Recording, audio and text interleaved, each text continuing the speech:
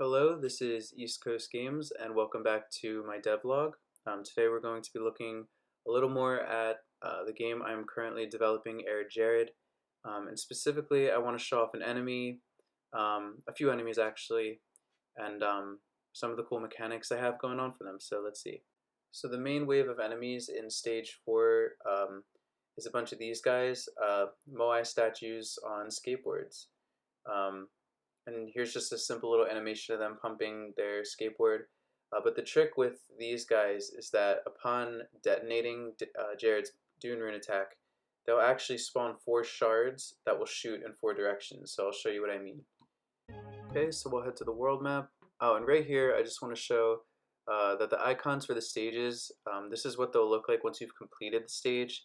And then the game will update its sequence so that if you go back and replay those stages, you're not going to rescue the same NPC that you already rescued. The game will know to spawn them in the lobby and not in the stage anymore. So that's good. Here we have the canyon level. So I still have to work on placing some barriers here for where you can and cannot place the obelisk. So I just placed it in a nice little general spot. And here come the Moai guys. And you can see that the 4 shards, up, down, left, and right, they kind of shoot. They have pretty long range. So I'm kind of doing well at dodging them, and they'll actually despawn after a second so that it's not totally unfair. I'm still trying to balance it, always trying to balance the enemies. And you can also see I'm having a problem with them like oddly clipping. See the guy at the bottom there? Sort of going like through the rock in a really weird way. So I'm still working that out. So now I just want to take a look at the second stage because I don't think I've showed that in any footage at all really yet. So here we have these kind of like armadillo guys. You'll see them spawn in a minute.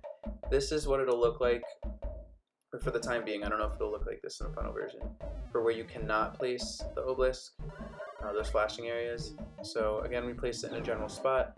And here come the armadillo guys. They function with alarms. A feature in Game Maker Studio 2.